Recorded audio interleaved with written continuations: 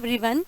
I welcome you all to SST College of Arts and Commerce. This is SST Edupedia. Myself, Anuradha Prabhakarni, is going to make you aware about the subject known as secretarial practice. So here, we will see what are the chapters covered in Standard 12th of secretarial practice. The first one is Introduction to Corporate Finance. In this, we will study what do you mean by corporate finance and how the company is collecting the money. Second is sources of corporate finance. Third one is issue of shares. Fourth one is issue of debentures.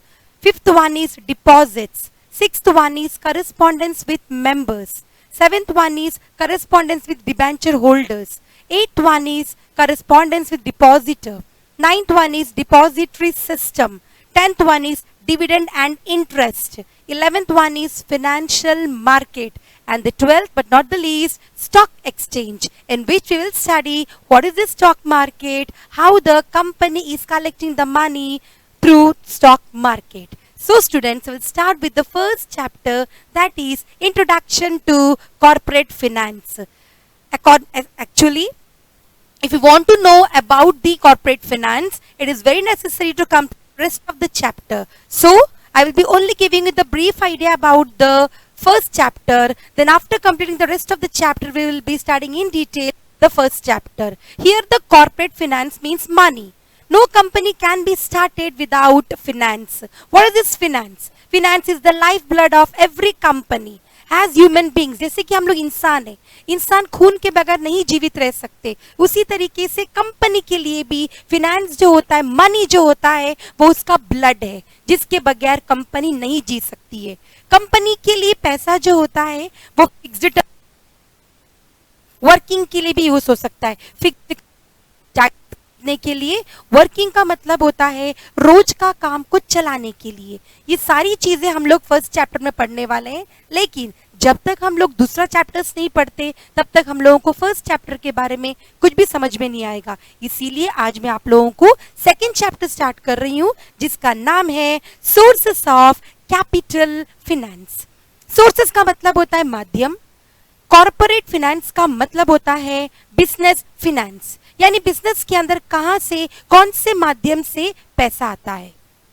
इस chapter के अंदर मैंने content लिखा है, क्या क्या cover up करने वाले हैं, ताकि आप लोगों को आइडिया मिल जाए और इजी हो जाए इस पढ़ने में. In this we will study about the sources of owned capital, sources of borrowed capital. हम इसके अंदर दो चीज मेन पढ़ने वाले हैं. Sources of owned capital. Owned capital का मतलब होता है खुद का मालकियत. Next one is sources of borrowed capital. Borrowed का मतलब होता है पैसा उधार लेना. आप देख सकते हो किस तरीके से पैसे को पकड़े हुए हैं, यानी दोनों किस्म में पैसा कंपनी के पास आ ही रहा है. Now in detail we will study how many parts are there in source of finance. जैसा मैंने बोला, capital, borrowed capital. Owned capital company, यानी कंपनी को जो पैसा मिलता है वो बाहर से मिलता है, एक्सटर्नल सोर्स जिसको बोलते हैं हम लोग. बोरोड कैपिटल का मतलब होता है उसको इंटरनल सोर्स बोलते हैं, यानी डिबेंचर्स के थ्रू, डिपॉजिट्स के थ्रू, बॉन्ड्स के थ्रू. ओन्ड कैपिटल को बोलते हैं हम लोग शेयर्स एंड रिटेन्ड अर्निंग. ये शेयर्स क्या होता है, रिटेन्ड अर्निंग क्या होता है, ये सब डिटेल में हम लोग अभी नेक्स्ट आगे पढ़ने वाले हैं. So here, what is the external source and internal source? External source means the source of finance from outside. जो पैसा कंपनी को बाहर से मिलता है उसे हम कहते हैं सोर्स. जब अंदर से बनाती है हम उसे कहते हैं इंटरनल सोर्स. एक्सटर्नल सोर्स और इंटरनल सोर्स को और डिटेल में पढ़ेंगे. उससे पहले हम लोग आते हैं पहला एक्सटर्नल सोर्स की तरफ, जिसका नाम है शेयर्स. अभी शेयर्स के बारे में बहुत सारे बच्चों को कंफ्यूजन रहता है. What is this share, how a person can become a share holder and all. यहाँ पे एग्जाम्पल दिया है, यहाँ पे एक पाई डायग्राम बनाया हुआ, you can see. Assume that I have started one company known as ABC India limited. ये सोचो कि मैंने एक कंपनी स्टार्ट किया है जिसका नाम है एबीसी इंडिया लिमिटेड.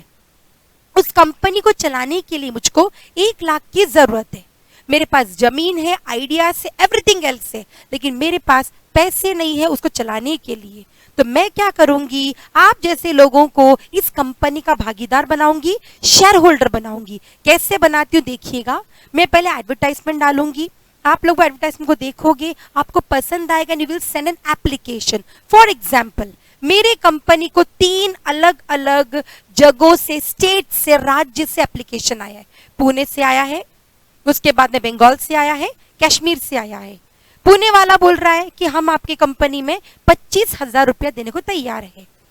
बंगाल वाला बोलता है कि आपकी कंपनी में हम लोग 25,000 रुपया देने को तैयार है। एंड कश्मीर वाला बोलता है